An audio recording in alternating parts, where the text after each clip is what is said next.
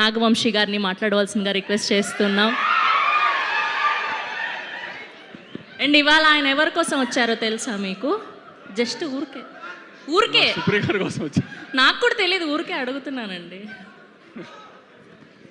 ఇందాక స్వప్నక చెప్పినట్టు సుప్రియ గారు అందరినీ ఇప్పుడు దాకా సినిమాలు ఇంత కష్టపడి తీస్తున్నారు, ఇన్ని రోజులు తీస్తున్నారు అని మమ్మల్ని క్లాసులు పీకి 2 ఏళ్ళు సినిమా తీసి ఎన్ని కష్టాలు పడ్డారో చూద్దామని అందరం యాక్చువల్లీ బ్యాక్ స్టేజ్లోనే ఎంజాయ్ చేస్తున్నాం. ఇందా నుంచి బ్యాక్ బెంచ్ స్టూడెంట్స్ లాగా ఆవిడని కామెంట్ చేస్తూ 2 years సినిమా తీసి 147 వర్కింగ్ డేస్ వర్క్ చేసింది. సో మమ్మల్ని ఎవరిని తిట్టే రైట్ లేదని వెనకాల నుంచి ఆవిడని ఎక్కిరిస్తానికి వచ్చాము. యాక్చువల్లీ మేము విష్ చేయడం కంటే ఎక్కువ సుప్రియ గారికి ప్రొడ్యూసర్ కష్టాలు ఏంటో శేష్ గారు చూపించినందుకు నేను చాలా థ్యాంక్స్ శేష్ గారు. ఆవిడ ఊరికే మా అందరికీ మీరు హీరోలందరినీ నెత్తినెక్కించుకుంటున్నారు, ఇది ఏదైనా క్లాసులు పీకుతుంది మాకు.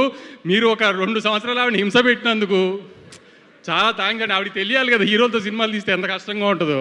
వాళ్ళ తమ్ముళ్ళతో వాళ్ళ మావయ్య గారితో సినిమా తీసి ఏం నొప్పి తెలియలేదు ఆవిడకి. బయట హీరోలతో తీస్తే ఎలా ఉంటుందో తెలుస్తుంది కదా ఆవిడకి.